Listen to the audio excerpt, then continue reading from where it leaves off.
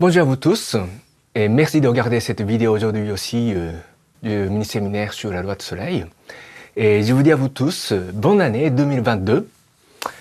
Donc j'espère que tout se passe bien de votre côté en ce début de nouvel an. Comme j'ai répété plusieurs fois, cette année 2022 sera l'année cruciale pour l'avenir de l'humanité. Parce que ce sera une année où la loi du Messie sera prêchée à l'humanité. Donc j'espère que chacun d'entre vous découvre ce nouveau livre de la part de Maître Okawa et découvre le message de celui qui protège la terre. Donc pour commencer ce mini-séminaire, j'aimerais réciter pour vous une prière spéciale du Nouvel An. Cela s'appelle « Vœu du Nouvel An ». Donc c'est le vœu de tous les membres de la Puissance. Donc si vous êtes membre de la Puissance, je vous remercie de redresser votre dos avec une attitude de respect au Seigneur. Je vous remercie de rejoindre vos mains en prière, s'il vous plaît. Vœu du Nouvel An. En ce premier jour de l'an, j'adresse ici mon vœu le plus sincère au Seigneur El Kantaré. Je poursuivrai cette année encore l'exploration du cœur juste et la pratique des principes du bonheur, amour, sagesse, auto-réflexion et progrès, avec un niveau d'éveil plus élevé. Je me consacrerai à la construction de l'utopie sur Terre. Tant que durera ma vie, je propagerai ta vérité dans le monde entier. Je te prie d'exaucer mon vœu du Nouvel An. Je te remercie sincèrement. Voilà. Donc ça, c'est le vœu du Nouvel An. Okay? Donc cette prière contient exactement ce que devraient faire toujours tous ceux qui croient dans le Seigneur El Kantaré. Okay? Ça, c'est en quelque sorte le devoir des terriens, de tous les habitants de cette planète. Donc, je vais commencer, et donc la lecture de la section 2 du chapitre 5 de la loi de soleil, l'âge d'or. Donc, la section 2, nous allons étudier la civilisation de Garna. Vous savez, donc, une très ancienne civilisation qui existait sur le continent africain et américain. Parce que ces deux continents ne faisaient qu'un à l'époque, c'est-à-dire il y a 1 million d'années. Donc je vais d'abord lire la première paragraphe. Les 400 millions d'années de l'histoire de l'humanité ont vu fleurir et disparaître un nombre incalculable de civilisations. Il serait superflu de les étudier tout en détail. Nous nous bornerons pour le moment aux éléments utiles pour mieux envisager les mondes actuels et futurs. C'est dans cette optique que j'ai décidé de me rendre aux archives akashiques dans le monde réel et d'en extraire les faits essentiels de ce dernier million d'années, une durée bien courte par rapport aux 400 millions d'années de l'histoire. Voilà. Donc c'est vrai que c'est bien court, parce que c'est 400 fois plus court que la vraie histoire de l'humanité sur Terre. N'oublie jamais ce chiffre, 400 millions d'années. L'humanité existe sur cette planète depuis 400 millions d'années. Nous devons réécrire l'histoire de l'humanité partout dans ce monde. Nous existons sur cette planète depuis 400 millions d'années. C'est très très long. Et dans ce chapitre 5 de la loi de soleil, nous allons étudier ce dernier million d'années de l'histoire. C'est court, mais c'est très long par rapport à notre reconnaissance de l'histoire, n'est-ce pas? Donc, vous avez l'intérêt à bien noter une chose ici, c'est que les enseignements de Maître Okawa s'appuient toujours sur cette compréhension de la véritable histoire de l'humanité depuis 400 millions d'années.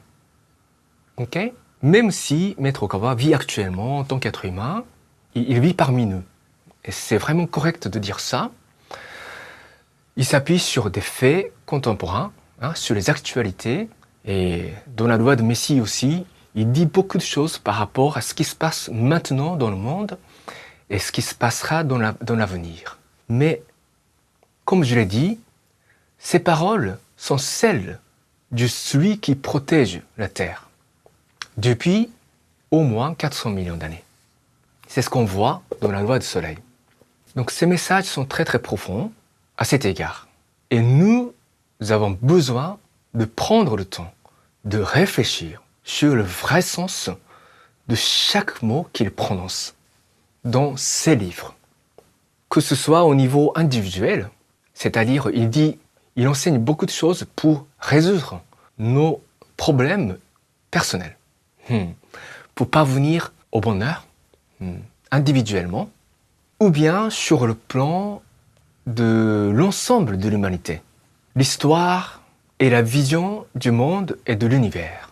Sur tous les plans, il prononce ses enseignements à partir d'un point de vue très large, sur le plan spatial et temporel. Ok? Donc, nous ne devons jamais prendre ces enseignements à la légère, en les jugeant avec notre petite tête. Nous qui avons la mémoire de seulement des décennies que nous avons vécues après notre réincarnation terrestre actuelle. Ce qui n'est pas le cas des enseignements de Maître Ryuho Okawa. C'est ça qui fait ces enseignements si sacrés. Donc je continue. Commençons par la civilisation de Garna. Le continent de Garna apparut il y a environ 962 000 ans, suite à une gigantesque éruption volcanique sous-marine qui provoqua un soulèvement de la plaque lithosphérique. Il était situé dans une zone au milieu de l'Afrique et de l'Amérique du Sud. Et la division du continent d'il y a 753 000 ans s'est produite, laissant disparaître un continent et surgir les deux nouveaux. 4 civilisations ont vu le jour sur ce continent. Je me borne ici à la dernière, que j'appellerai civilisation de Garna. Voilà, donc ça commence bien. Déjà, c'est une longue histoire de plus de 200 000 ans. Donc c'est déjà beaucoup. Donc il y a eu un continent qui était situé dans une zone au milieu de l'Afrique et de l'Amérique du Sud. Il faudra noter ici une chose extrêmement importante, c'est le fait qu'il y a beaucoup de ce mouvement des continents. Au cours de l'histoire de notre planète, la division ou le mouvement des continents, c'est assez fréquent, beaucoup plus qu'on imagine dans la science actuelle. Ça bouge beaucoup, voilà, ça bouge beaucoup, beaucoup plus qu'on imagine dans la science actuelle. Donc c'est ça qu'il faudra noter. L'émergence ou la disparition d'un continent peut se produire en un laps de temps beaucoup plus court qu'on imagine. Donc ça, c'est quelque chose qu'il faudra noter, je crois. Et il y a eu donc un grand continent rassemblant celui africain et celui d'Amérique du Sud. Et il y a eu en grand 4 civilisations sur ce continent pendant quelques centaines de milliers d'années. Et l'explication de cette section 2 du chapitre 5 se limite à la dernière, que Maître Okawa appelle civilisation de Garna. Ok? Donc, quelques explications de cette civilisation. La taille normale des humains y était approximativement de 2,1 mètres pour les hommes et de 1,8 mètres pour les femmes. Il semblerait que les hommes avaient un troisième œil. Habituellement fermé, cet œil se ferait lorsqu'on faisait usage de pouvoirs surnaturels. Les femmes n'étaient pas dotées de ce troisième œil. Redoutant beaucoup de ce troisième œil masculin, elles furent progressivement réduites à l'état de servitude. Il semble que vers la fin de la civilisation courait la légende suivante. Dieu créa hommes et femmes égaux. La preuve en est que les hommes sont dotés du troisième œil pour se protéger et assurer la sécurité de leur clan, et que les femmes sont dotées de l'utérus pour la prospérité du clan. En ce temps, l'utérus était considéré comme un organe doté de pouvoirs paranormaux. La raison en est que les femmes, grâce à cet utérus surnaturel, pouvaient établir la communication avec le royaume céleste et recevoir dans leur corps l'âme qui deviendrait leur enfant. Ainsi, la future mère entamait, au préalable, une discussion approfondie avec l'esprit céleste du futur enfant. Et c'est lorsque les deux parties s'étaient mises d'accord que l'esprit enfant venait habiter la future mère. L'avortement des temps modernes y était donc inenvisageable. Voilà. Donc c'est à peu près à quoi ressemblaient les êtres humains à l'époque. Donc c'est également intéressant de noter que l'apparence des êtres humains ont constamment changé. Il y a eu différentes races de différentes couleurs. De notre point de vue, au XXIe siècle, ce type de révélation est particulièrement important pour relativiser différentes races existant sur notre planète. Et pour chasser toute idée raciste. Ce n'est pas pour dire que nous ne sommes pas différents. Nous sommes différents à l'apparence, ça c'est vrai. Et au niveau culturel aussi, au niveau de l'histoire, différents pays, différentes ethnies, différentes races sont différentes. Ne pas reconnaître les différences évidentes ne fait pas partie de la sagesse humaine que nous devons rechercher sur notre quête de l'éveil. Mais nous devons en même temps être capables de prendre le recul et relativiser pour ne pas tomber dans le piège du racisme, pour croire qu'une certaine race est supérieure à l'autre. Certaines races peuvent effectivement être supérieures aux autres à certains égards et à un certain moment donné. Ça c'est vrai. Ça c'est également le fait historique que nous ne pouvons pas nier. Mais ce n'est pas une différence essentielle, fondamentale de notre existence. C'est ça qui est important. Tout ça, ce sont des véhicules qui servent à améliorer notre niveau de compréhension en tant qu'être humain, en tant qu'âme. Nous nous réincarnons au-delà des frontières, au-delà des races, pour continuer notre apprentissage spirituel. Nous avons besoin d'acquérir différentes expériences au sein de différentes civilisations. Et c'est la raison pour laquelle la règle de ce monde est le changement constant, comme on a vu dans le premier chapitre. C'est pour ça que ça change tout le temps.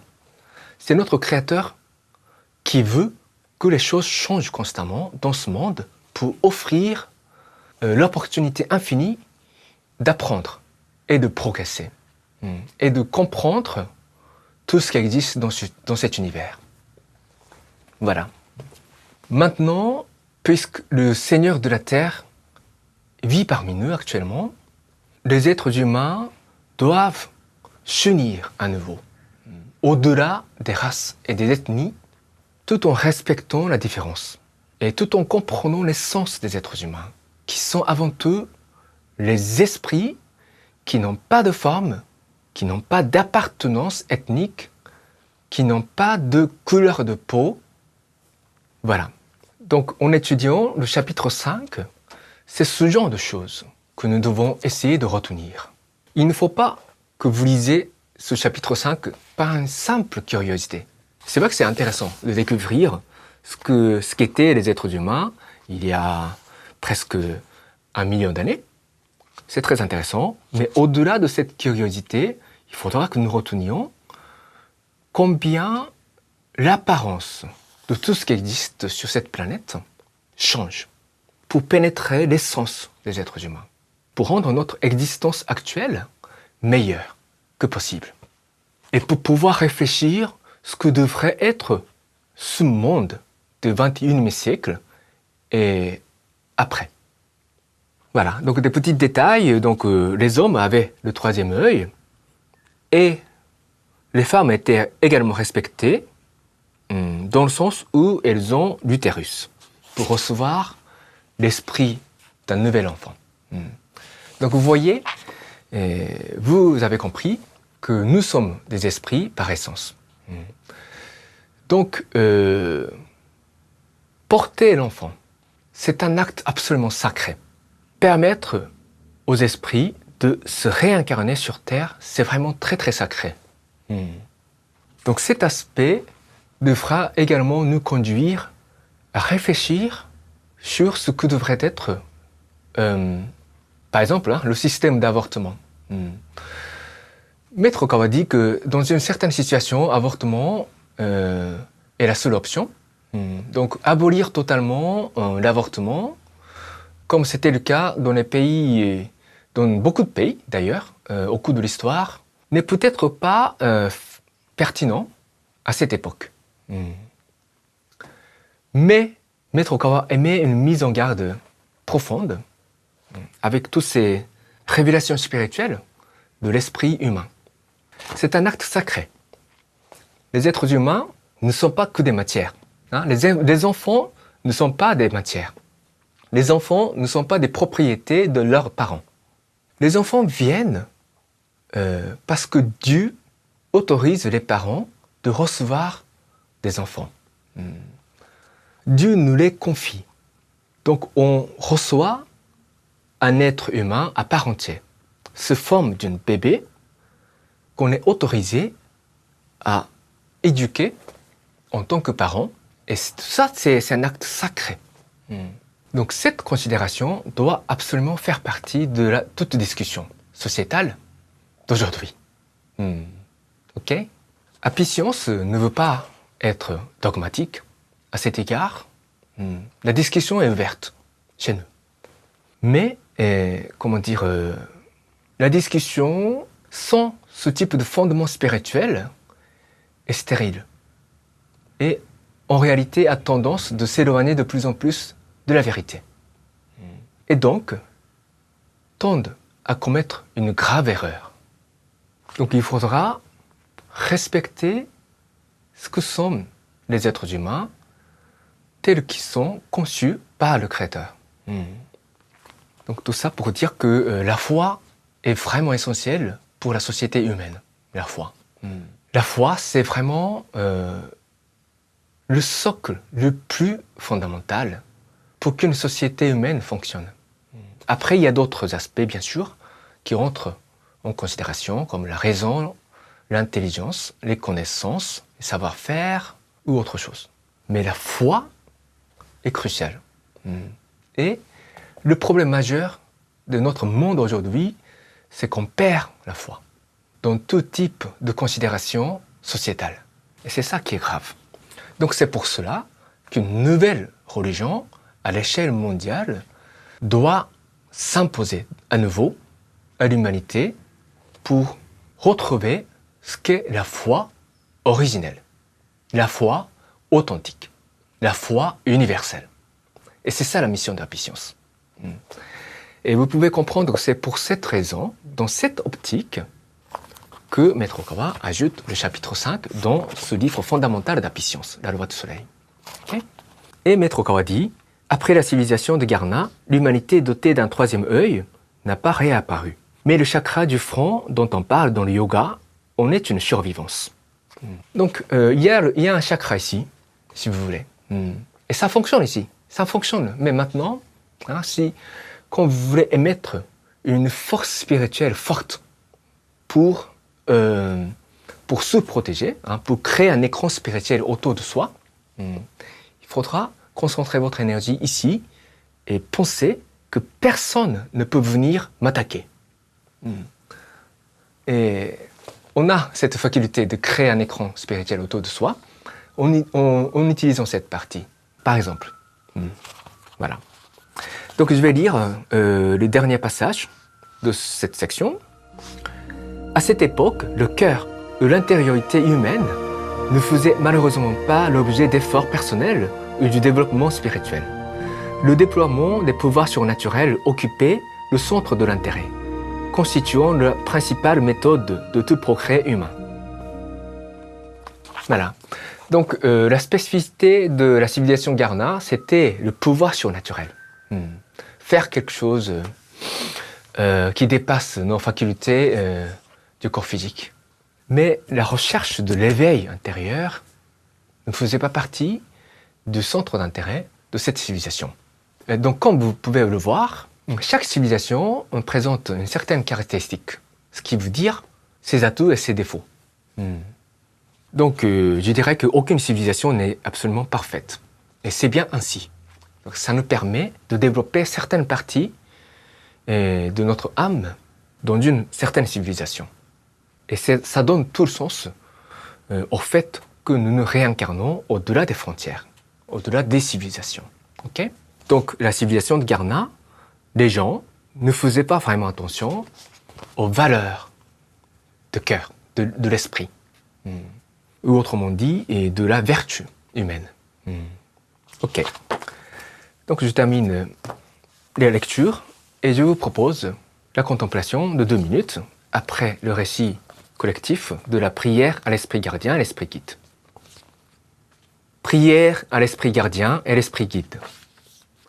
Mon esprit gardien, mon esprit guide, au plus profond de mon cœur. Vous êtes ma fontaine de vie, ma lumière d'espérance, ma source de sagesse, mon bouclier de courage. Assistez-moi, je vous prie, dans mon apprentissage quotidien. Polissez mon cœur chaque jour. Donnez-moi chaque jour de bonnes inspirations. Rectifiez le parcours de ma vie. Gardez-moi loin de tous les maux. Guidez-moi chaque jour dans une existence encore meilleure. Je vous remercie sincèrement. Voilà, donc redressez bien votre dos s'il vous plaît, comme d'habitude. Fermez vos yeux légèrement et respirez calmement et lentement. En descendant votre souffle en bas de votre abdomen, au niveau de votre 12e chakra, et respirez lentement. C'est comme si toute énergie négative, tout sentiment négatif sort de votre bouche chaque fois que vous expirez.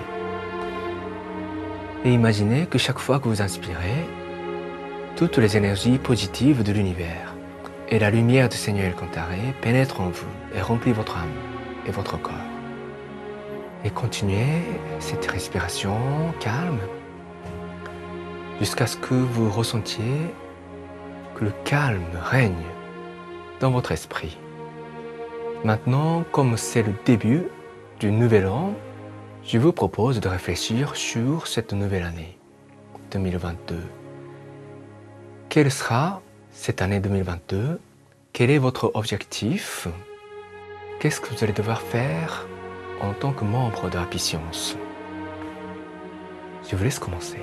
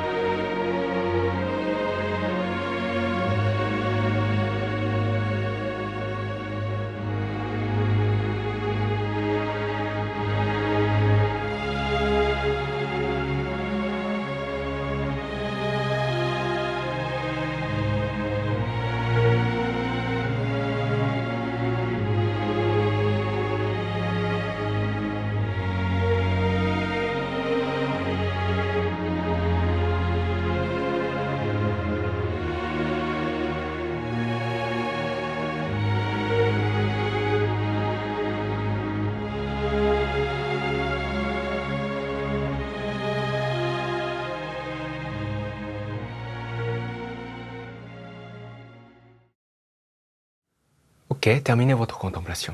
Merci beaucoup. Voilà. Donc, nous allons continuer à étudier la loi de soleil. Et au moment où la loi du Messie sera publiée en français, je vais continuer ce type de mini-séminaire avec la loi du Messie cette fois. Voilà, donc cette année aussi, j'espère que vous allez continuer à me suivre et dans cet apprentissage des enseignements de Maître Ruhokawa. La continuité, c'est crucial dans tout type d'apprentissage. Voilà, donc j'espère que cette année sera remplie de joie et de nouvelles découvertes pour chacun d'entre vous Et nous allons faire ensemble de notre mieux pour faire avancer notre mission commune, hein, celle de propager le message du salut, cette volonté du salut de la part de Dieu de la terre à tous qui vivent dans cette époque. Ok? Donc faisons de notre mieux et portez-vous bien. Ok? Donc je vous dis à tous à la prochaine.